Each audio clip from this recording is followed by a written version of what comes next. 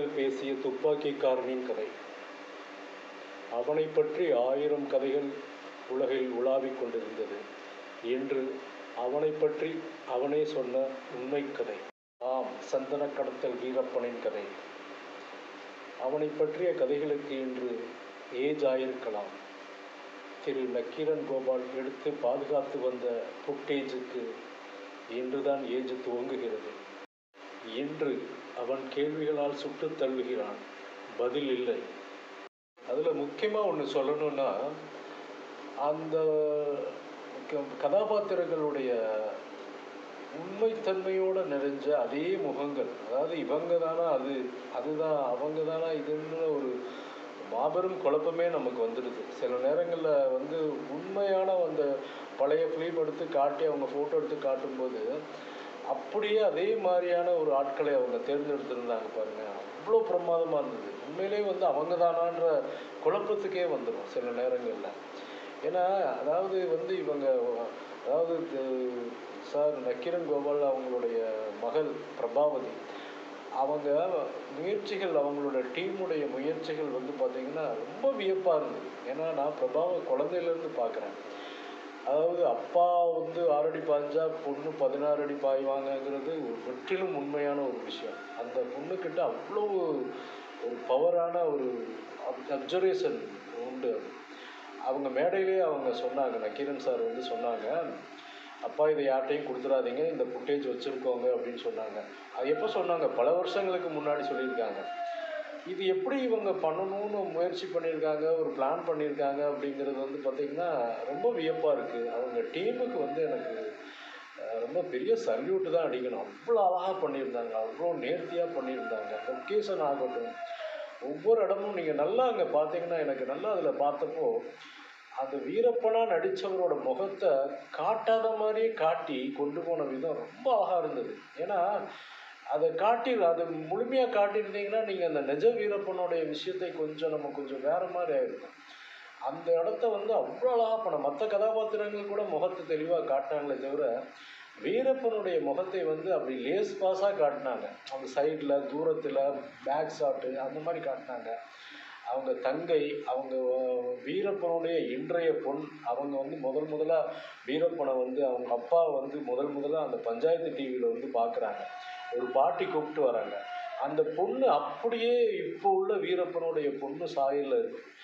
அந்த ஃபிலிமை பார்க்கும்போது நிஜமாகவே அந்த நேரத்தில் படப்பிடிப்பு எடுத்து வச்ச மாதிரி ஒரு ஃபீலிங் ஆகிப்போச்சு. இதில் ஃபுட்டேஜுக்குள்ளே ஒரு ஃபுட்டேஜ் இருக்கிற மாதிரி ஒரு ஃபீலிங் ஆகிப்போச்சு எனக்கு. அதில் ஒரு விஷயம் நடந்தது பார்த்திங்கன்னா, இந்த 1000 ஆடை ஒரு போலீஸ்காரர் சாப்பிட்ருப்பார். அவரை இவங்க ஒரு இது வச்சு சுற்றுவாங்க. அந்த தாவாக்கட்டை கரெக்டாக அடிபட்டுருக்கும். அது அவன் சிரிச்சுட்டே ஒரு வீரப்பன் சொல்கிறாப்புல, இனிமேல் எப்படி சாப்பிடுவான், இந்த மாதிரி தாவாக்கட்டை போச்சுல்ல, திங்கிற இடத்துல தானே அடிக்கணும் அப்படின்ற மாதிரி பேசுவான். அந்த வார்த்தைகள் வரும்போது பார்த்திங்கன்னா தியேட்டரில் எல்லோரும் அப்படி கிளாப் அடிக்கிறாங்க. அதாவது ரியலான ஒரு வீரப்பன் சாதாரண ஆள் கிடையாது. அவன் ஒரு பெரிய கதாசிரியர். அதாவது கதை சொல்லியான ஒரு மனிதன். அவன் ஒரு நடிச்சை காட்டுறான். அவன் ஒரு கலைஞன். அவன் வீரன், அப்புறம் ஒரு வீரனாக இருந்தாலும் அவன் பேசிக்காக ஒரு கலைஞன். ஒரு கலைஞனால் தான் அப்சர்வ் பண்ணிக்கிட்டு அவனுடைய துப்பாக்கியில் சின்ன வயசுலேயே சீக்கிரமாக ஒரு விஷயத்தை கற்றுக்க முடியுது. அவன் முதலாக ஒரு முயலை சுட்டு வீட்டுக்கு கொண்டு போகிறான். அந்த மாதிரி ஒரு இடத்துல தான் அவனுடைய துப்பாக்கிக்கும் அவனுக்கும் உள்ள நட்பே ஆரம்பமாகுது. அது ஏதோ ஒரு தவறுக்காக ஒரு சிறைக்கு போய் அவங்க நாளைக்கு உன்னை என்கவுண்டர் பண்ண போகிறாங்க அப்படின்னு தெரிஞ்ச உடனே தப்பிச்சு குதிச்சு உள்ளே ஓடி வந்துடுறான். அவங்க அப்படியே அவனை வீரப்பனை விட்டுருந்தா வீரப்பன் அப்படியே ஒன்றுமே இல்லாத சாதாரண மனிதனாக இருப்பான். அவனை மேலும் மேலும் மேலும் மேலும் பெருசாக்குனது இந்த போலீஸ்காரங்க தான். மொத்த போலீஸ்காரங்களும் சேர்ந்து தான் பண்ணியிருக்காங்க. ஆனால் இதில் பங்கு என்னமோ ஃபுல் பங்கு போலீஸ்காரங்களுக்கு தான் அடிச்சிருக்காங்க. யாருமே அந்த வீரப்பனுடைய பேரை வச்சு வச்சு வச்சு ரொம்ப பேர் சின்ன சின்ன திருடர்களும் அது பண்ணியிருக்காங்க. அப்படிங்கும்போது நமக்கு பிரம்மாண்டமாக தெரிஞ்சது இவன் ஒரே ஒரு வீரப்பன். நான் தான் சொல்கிறேன், சில நேரத்தில் நான் ஒரு 2 3 கட்டையை திருடினேன். ஆமாம், திருடலைன்னு சொல்லலையே, திருடினேன். உடனே நமக்கு ஒரு பேரை வச்சுட்டாங்கப்பா, சந்தனக்கட்டை வீரப்பன் சொல்லிட்டு. சரி, நல்லா தான் இருக்குது, நான் வச்சுக்கிட்டேன் அப்படின்னா. ஏன்னா அதை ஒரு ஜோக்காகவும் ஒரு ஜாலியாகவும் சொல்லும்போது அந்நேரம் நமக்கு வந்து நம்ம இத்தனை நாள் பார்த்த வீரப்பன் நம்ம மனசில் பதிஞ்ச வீரப்பன் வேறையாச்சே, இப்போ என்னடா இது ஒரு இப்படி ஒரு வீரப்பனும் நமக்கு ஒரு ஃப்ரெண்ட்லி ஆயிடுறாப்புல. வீரப்பன் வந்து நமக்கு ஒரு ஃப்ரெண்ட் ஆகுறாப்புல. அந்த லெவலில் நான் கூட வந்து அரசியலில் நாளைக்கு வந்து கட்சி ஆரம்பிப்பேன். நான் வந்து கட்சி ஆரம்பித்தா எனக்கு எல்லாரும் ஓட்டு போடுவாங்க. ஏன்னா அவனுக்கு அவ்வளோ நம்பிக்கை. ஏன்னா ஒரு நல்லவன் எல்லாரையும் நல்லவன் நம்பும்போது அவன் கெட்டவன் கெட்டது பண்ணிட்டான்னா செம கோவம் வரும். அதுதான் உண்மை. ஒரு சிறுவனை சுட்டுட்டான், அது தப்பு தான். ஆமாம், வேரோட பிடுங்கி வெந்நியை ஊற்றுனாதான் எனக்கு இன்னொரு எதிரி வரமாட்டான்றான். இதே வந்து பிரபாகருடைய பையன் குழந்தைய, அதாவது நம்ம விடுதலை புலி பிரபாகரனுடைய பையனை கொண்டிருக்காங்க. அவங்களுக்கு வருஷம் வருஷம் நம்ம வந்து இது பண்ணுறோம். இந்த இதை கம்பேர் பண்ணி அதை பார்க்கும்போது எது பழிவாங்கும் படலத்தின் உச்சம் அப்படின்னு நமக்கு ஒரு குழப்பம் வந்துடும். அவனும் இந்த ஒரு சிறுவன் தான். அவனை பார்க்கும்போது நமக்கு பாவமாக இருக்கும். அந்த இடத்துல சந்தனக்கட்டை வீரப்பன் வந்து பண்ணது வந்து மிகப்பெரிய தவறு தான். தவிர அவனுக்கு பண்ண கொடுமைகளுக்கு அவனோட நியாயமாக அவனுக்குன்னு ஒரு கவர்மெண்ட் வச்சுக்கிட்டு அவனுக்குன்னு அந்த சட்டத்திட்டத்துக்குள்ள அவன் அப்படி தான் பண்ணுவான். அந்த கேரக்டர் அப்படி தான் பண்ணும். ஏன்னா படித்தவன் தப்பு பண்ணுறது பெரிய பெரிய தப்பு, அது பெருசாக இருக்காது. இவன் படிக்காமல் பண்ணும்போது அவனுக்குள்ள ஒரு மூர்க்கத்தனம் இருக்கும். சில நேரங்களில் வந்து அந்த மூர்க்கத்தனத்தின் உச்சம் அரக்கத்தனமாகவே மாறிடும். ஏன்னா இவனுக்கு இத்தனை நடக்கும்போது நமக்கு எப்படி இருக்கும் நினச்சி பாருங்க. நம்ம வீட்டிலையே நமக்கே ஏதாவது ஒரு சின்ன சின்ன கெடுதல் நடக்கும்போது நம்ம எவ்வளவு ஆத்திரப்படுறோம், எவ்வளவு வன்மத்தை இது பண்ணுறோம். சாதாரண பக்கத்து வீட்டுக்காரன் ஏற்ற வீட்டுக்காரனுடைய அந்த முறைவாசலுக்கே இங்கே சண்டை போட்டுட்டு இருக்க உலகத்தில் மொத்த குடும்பங்களை ஒவ்வொன்றா இழந்து ஒவ்வொரு ஊரில் இருக்கிறவங்களையும் இழந்து அவனுக்கு பிடிச்சவங்களெல்லாம் அவன் பறி கொடுத்து அவன் நிற்கும்போது அவனுக்கு எப்படி இருக்கும்? இந்த மனப்பான்மை வந்து எனக்கு அந்த சார் நக்கீரன் கோபால் சார் வந்து அன்றைக்கி கதை சொல்லும்போது எனக்கு உணர்ந்துறாங்க. இன்றைக்கி அதை நான் கண்ணில் பார்க்கும்போது வந்து பார்த்திங்கன்னா அவங்ககிட்ட எனக்கு என்னமோ கோபமே வரல. நியாயமான ஒரு விஷயமாக தான் இருக்குது. ஏன்னா கெடுதல்கள் நடக்குது அப்படின்னா நமக்கு நடக்கும்போதாங்க அது தெரியும். மற்றவர்களுக்கு பண்ணும்போது நம்ம 1008 விஷயங்கள் பேசலாம். நமக்கு நடந்தால் மட்டும்தான் நமக்கு அது கெடுதலாக தெரியும்.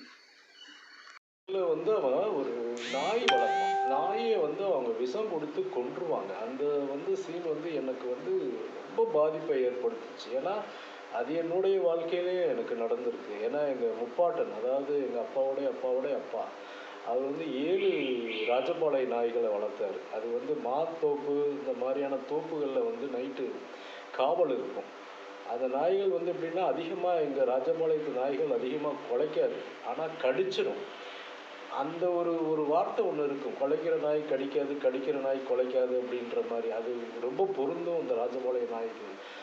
குலைக்காது, ஆனால் கடித்து மட்டும் வைக்கும். ஆனால் கரெக்டாக யாரோ திருடணும், அவன் தப்பானவன் அப்படின்னா உடனே அவனை கடித்து வச்சிடும். கடித்து வைக்கிறதுனா சும்மா கடிக்காது, சுத்தமாக அந்த சதையை பிடுங்கி எடுத்து வெளியே துப்பிடும். அது அந்த அளவுக்கு வந்து அது ஒரு வெறி பிடிச்ச ஒரு நாய். அந்த அந்த நாய்களை வந்து 7 நாயை வந்து ஒரு தோப்பில் வந்து காவலுக்கு வைப்பாங்க. ஒரு நாள் என்ன பண்ணிட்டாங்கன்னா திருடங்க வந்து இந்த நாய்களை வந்து கொண்டுட்டு மாங்காய் திருடிட்டு போகிறதுக்காக வந்திருக்காங்க. அது ரவுண்ட் அடிச்சுட்டே இருக்கும் நைட்டு ஃபுல்லாக. அப்போ என்ன பண்ணிட்டாங்கன்னா இந்த கெட்டுப்போன மட்டன்லாம் வந்து இது பண்ணுவாங்க, அந்த கசாப்பு கடையில் எடுத்து போடுவாங்க. அந்த மட்டனுக்குள்ளே துத்தநாக மாத்திரையை பதிச்சு வச்சுருவாங்க. பதிச்சு வச்சு அந்த நாய்களுக்கு போட்டவுடனே அந்த நாய்கள் வந்து சாப்பிட்டு தானே தீரும் கறின்னொன்னே. அது வந்து அந்த துத்தநாகன்றது பாம்பு விஷத்துலேருந்து எடுக்கப்பட்ட ஒரு சின்ன மாத்திரை மாதிரி இருக்கும். அது உள்ளே வச்ச அடுத்த நிமிஷமே அந்த இடமே ப்ளூ கலரில் ஒரு கருப்பு கலரில் மாறிடும். அது நாய்களுக்கு தெரியாது. அதெல்லாம் வந்து சின்னதாக மனுஷன் சாப்பிட்டாலே உடனே உயிர் போயிடும். இந்த நாய்களுக்கு ஒரு துத்தநாகத்தை மட்டனில் கலந்து அங்கங்கே பதிச்சு வச்ச உடனே போட்டுட்டான். எல்லா நாய்களும் வந்து கிட்டத்தட்ட நாயினாலே பிடிக்கும் தானே, எல்லா நாயும் தின்னுடுச்சு. நாய்களுக்கு மட்டன் அவ்வளோ உயிர், எல்லாம் தின்னுடுச்சு. தின்னுட்டு கூட ஒன்று கூட சாகலை. எல்லாமே அவனை துரத்துது. ஸ்லோ ஆயிடுச்சு, அதனுடைய உடம்பெல்லாம் ஸ்லோ ஆகி ஒரு மாதிரி அந்த மயக்க நிலைக்கு வந்துருச்சு. இருந்தாலும் இவங்க வந்து விடாமல் என்ன பண்ணிட்டாங்கன்னா, இன்னும் இது வந்து சாக மாட்டேங்குது, இவ்வளோ நேரம் ஆகுதுன்றதுனால எல்லா நாய்களையும் கயிறை வச்சு கட்டி கழுத்தில் கட்டி அந்த மாமரத்தில் வரிசையாக தூக்கில் தொங்க போட்டான். எங்கள் தாத்தா வந்து ரொம்ப தைரியமானவர், ஒரு 6 அடி இருப்பார். கிட்டமராஜா அப்படின்றது எங்கள் தாத்தா பேர். அவர் ரொம்ப நல்ல ஒரு வீர தீரமான செயலில் 108 வயசு வரைக்கும் வாழ்ந்தார். அவர் ஒரு நாளும் வந்து நான் வந்து சோகமா இருந்ததே பார்த்தது கிடையாது. இந்த இந்த நாய்கள் செத்த அன்னைக்கு அவர் அழுதது பார்த்தீங்கன்னா, எனக்கே பயங்கரமா கண் கலங்குச்சு. அப்ப நான் ரொம்ப குட்டி பையன். அப்படியே வானத்த பார்த்து ஒரு விவசாயி ஒரு அழுவாங்க பாருங்க, அப்படி அழுதாரு. தன்னோட நாய்கள் இறந்ததுனால எனக்கு உண்மையிலேயே வந்து வீரப்பன் அப்ப சொல்லும்போது எனக்கு இந்த கதை என்னுடைய தாத்தாவுடைய கதை எனக்கு அப்படியே ஞாபகம் வந்தது. ஏன்னா சில நேரங்கள்ல வந்து மிருகங்களை வளர்ந்து இழக்கிறது கூட பெரும் விஷயம். அதுக்கு இந்த படத்துல ஒரு ஷாட் வச்சிருந்தாங்க. டக்குன்னு வந்து கூப்பிட்ட உடனே, வீரப்பன் கூப்பிட்ட உடனே அந்த நாய் ஜம்ப் பண்ணி வரும். அன்னைக்கு வீரப்பன் கூப்பிட்டான். இது இன்னைக்கு வச்ச ஷாட்டு. அதெல்லாம் வந்து சான்ஸே இல்ல. அதே மாரி இந்த ஆடு சாப்பிட்ட போலீஸுக்காக ஒரு ஷாட் வச்சிருப்பாங்க. கடைசியில வந்து அவன் வந்து ஹாஸ்பிட்டல்ல இருப்பாரு. அந்த போலீஸ்காரர் ஆஸ்பத்திரியில இருக்க மாரியும், சிஎம் ஜெயலலிதா அவங்கள போய் பார்த்து விசாரிக்கிற மாரி இருக்கும். அடுத்த ஷாட் பார்த்தீங்கன்னா, ஆட்டோடைய க்ளோஸ் அப் ஷாட் ஒண்ணு வரும்.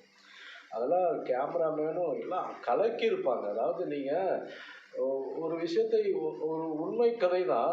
அவன் சொல்றதெல்லாம் உண்மைதான். இருந்தாலும் எக்ஸ்ட்ராவா இவங்க பண்ணும்போது, அது எவ்வளவு நம்மள பாதிச்சு அப்படியே நம்ம உள்ள கொண்டு போறாங்கன்றதுக்கு, இவங்க எல்லாம் சேர்ந்து பண்ண உழைப்பு இருக்கு பாருங்க. அது சாதாரண உழைப்பு இல்ல. அது மியூசிக் எல்லாம் பார்த்தீங்கன்னா, அதெல்லாம் பண்ணியிருக்காங்க. அப்படியே திகிலாக்குது. அதாவது அந்த காட்டை காட்டும்போது, நமக்கு இது காட்டுக்குள்ள இத்தனை மிருகங்களோட ஒரு மனிதன் அவனோட பாதுகாப்போட வாழ்ந்துட்டு இருந்தான். அவன் தூங்க முடியுமா? நினைச்சு பாருங்க. ஒரு காட்டுக்குள்ள எப்படி இருப்பான்? இப்படியெல்லாம் நம்ம யோசிக்க தோணுது நமக்கு. வீரப்பன் இருக்கான், காட்டுக்குள்ள இருக்கான்னு நம்ம சொல்லிடலாம். காடு காலையிலேயே ரொம்ப பயமா இருக்கும். இரவு வேண்டாம், காலை பொழுதே காடு பயமா தான் இருக்கும். அந்த மாதிரி சூழ்நிலைக்குள்ள இருந்துக்கிட்டு, தன்னை யாருக்கும் தெரியாத மாதிரி காட்டிக்கிட்டு, மக்கள்கிட்ட உதவி போனா கூட அவங்களும் இவனை போட்டு கொடுத்து, காட்டி கொடுத்து எல்லாமே பண்ணியிருக்காங்க. இன்னொன்று, மக்களுடைய சித்திரவதையெல்லாம் வந்து சான்ஸே இல்லைங்க. அதாவது ஒவ்வொரு லேடிஸும் அவங்க சொல்லும் பொழுது நமக்கு கண்ணில் இருந்து கண்ணீர் வரல, ரத்தமே வந்துடும். எவ்வளோ அந்த பெண்கள் இன்னும் வரைக்கும் பேசக்கூட முடியாத அளவுக்கு அவங்களுக்கு அது சித்திரவதை நடந்திருக்கு. இன்றைய சூழ்நிலையில இவங்க எடுத்துட்டு போய் கேட்ட அந்த பெண்கள், அன்றைய சித்திரவதை அடைஞ்ச பெண்கள் இன்னைக்கு அவங்ககிட்ட போய் பேசினா, ஒரு அம்மாவுக்கு வந்து பேசவே முடியல. அவ்வளோ கஷ்டப்படுறாங்க.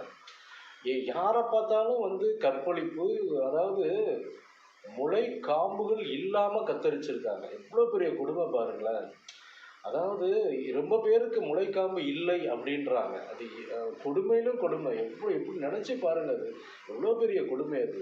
அது சித்தரிச்ச அந்த படங்கள்ல கூட அவங்க கொஞ்சம் காட்டுனது என்னமோ கம்மியாக தான் இருக்கும். நிஜமா எப்படி பண்ணியிருப்பாங்க. அதை நினைச்சு பார்த்தா அப்படியே நமக்கு கண்ணீர் வருது. கண்ணீர் வர்றதை விட நமக்கே கோபம் வருதுங்க. கொலை வெறி வருது நமக்கு. இதெல்லாம் பார்க்கும்போது, கேட்கும்போது இதெல்லாம் நடந்தது அப்படிங்கும்போது நமக்கே வெறி வருது. நம்ம கையில் அந்நேரம் துப்பாக்கி இருந்தால் எடுத்து சுட்டுருவோம் நிஜமாவே. அந்த அளவுக்கு வந்து வெறி மாதிரியான ஒரு சம்பவங்கள் நம்ம கண்ணு முன்னாடியே நடத்துகிறாங்க. இதுக்குன்னு ஒரு வீடு வச்சுருக்காங்க. எதுவுமே சட்டத்திற்கு முரண்பாடாக நடந்திருக்கு. எதுவுமே வந்து யாருமே எதையுமே விசாரிக்கலை. அவனுக்கு தோன்றது அவன் இஷ்டத்துக்கு பண்ணியிருக்கான். ஏன்னா இதெல்லாம் ஆதி காலத்தில் நடந்த விஷயங்களை இன்றைய சூழ்நிலையில நமக்கே தெரியாம எங்கேயோ ஒருத்தங்க ஒரு கிராமம் இன்னைக்கு வரைக்கும் அவங்க அப்படிதான் இருக்காங்க. இன்னைக்கு வரைக்கும் அந்த கிராமத்து மக்கள் அப்படியே தான் இருக்காங்க. ஏதோ ஒரு வகையில பயந்துகிட்டே தான் வாழ்ந்துட்டு இருக்காங்க. அதுல ஒவ்வொருத்தருடைய வாழ்க்கையை நினைச்சு பார்த்தா ரொம்ப கண்ணீர் கதைங்க அது.